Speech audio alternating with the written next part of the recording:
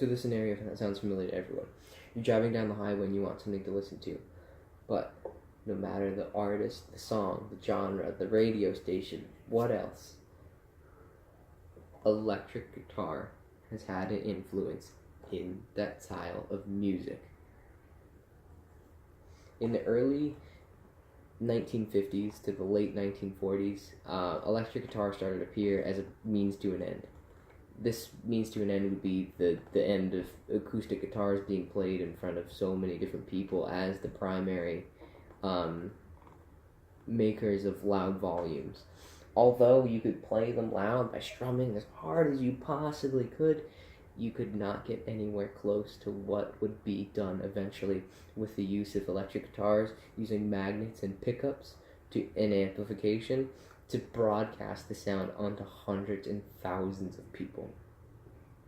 Media and music were in this very tight-knit community, and they needed something to break out and to appeal to the mass audiences. These guitars that were made in the early 50s were given to such people such as like Bud Holly and so many other people, and they're still popular to this day. But my point is, the electric guitar and the amplification and the different sound and just the amount of volume that you could put out let players expand their audiences. Like now they could manage to play in front of hundreds and hundreds and hundreds of people in a large room or outside or wherever venue they could, because they had so much room to work with in terms of like the volume ceiling. No, they could not do that with acoustic guitars at all. There was no chance whatsoever. Unless you put a mic to them, there was zero chance. But even if you put a mic to them, the quality of the magnets picking up the signal from each string vibrating is going to be exponentially more clear and more crisp than anything else. So basically, the creation of the electric guitar and amplification changed America.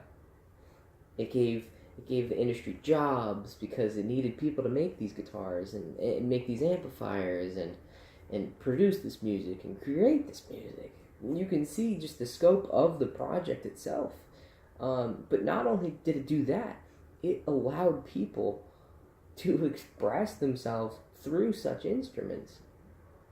One note can carry so much emotion. B.B. King was famous for this. He would just have crazy amounts of vibrato.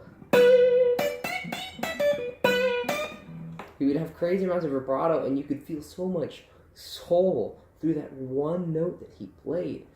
People expressing themselves was the greatest part of the creation of electric guitar, in my opinion. This led to the popular music at the time being like maybe early blues, like mid jazz, and so many other different things breaking out into so many different genres.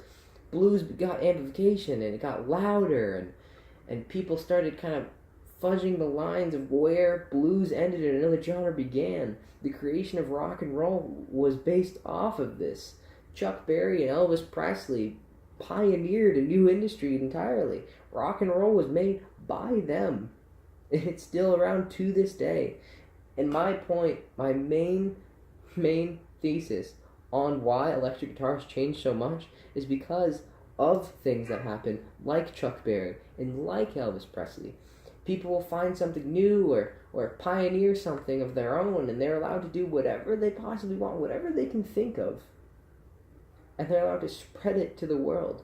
Over the years, it went from rock, and then it went to metal, and then metal turned into whatever it could. But this popular music, it was just appealing to the people, and it shifted it shifted with the population over time. You see what I'm getting at? So, electric guitar is really the pioneer for almost every genre that people listen to today, no matter the artist. Just think of that next time you're driving down the highway and you want to pick a song. Have a good day.